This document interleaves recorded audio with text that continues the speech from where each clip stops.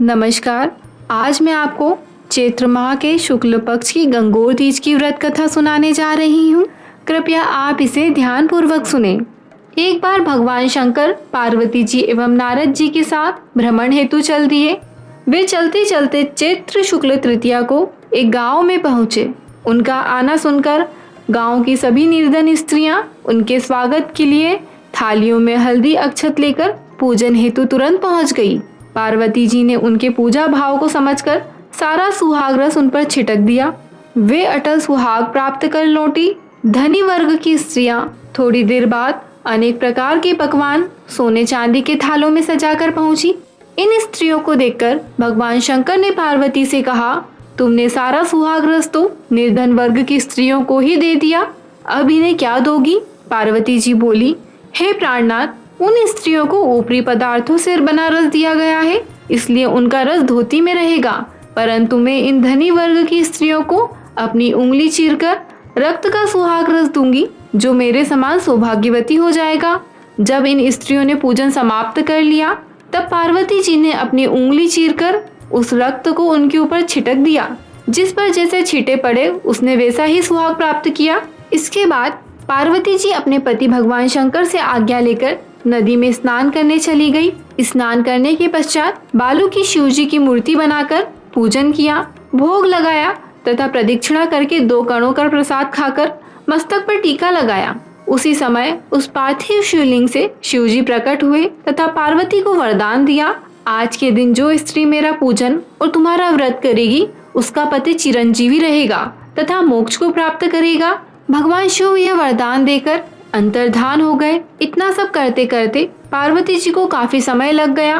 पार्वती जी नदी के तट पर चलकर उस स्थान पर आई जहां वह भगवान शंकर व नारद जी को छोड़कर गई थी। शिव जी ने विलंब से आने का कारण पूछा तो इस पर पार्वती जी ने बोला, मेरे भाई भावज नदी किनारे मिल गए थे, उन्होंने मुझसे दूध भात खाने तथा ठहरने का आग्रह किया, इसी कारण आने में विलंब हो गया। ऐसा जानकर अंतर्यामी भगवान शंकर भी दूध भात खाने के लालच में नदी तट की ओर चल दिए। पार्वती जी ने मौन भाव से भगवान शंकर का ही ध्यान करके प्रार्थना की, भगवान आप अपनी इस अनन्य दासी की लाज रखना।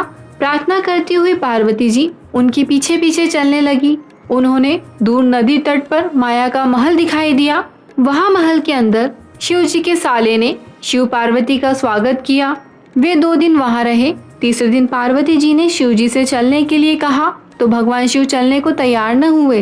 तब पार्वती जी रूठकर अकेले ही चल दी। ऐसी परिस्थिति में भगवान शिव को भी पार्वती के साथ चलना पड़ा। नारद जी भी साथ चल दिए। चलते चलते भगवान शंकर बोले, मैं तुम्हारे मायके में अपनी माला भूल आया हूँ।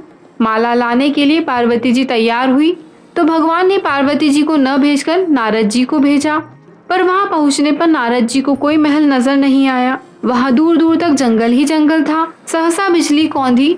नारद जी को शिव जी की माला एक पेड़ पर टंगी दिखाई दी। नारद जी ने माला उतारी और शिव जी के पास पहुंचकर यात्रा कर कष्ट बताने लगे।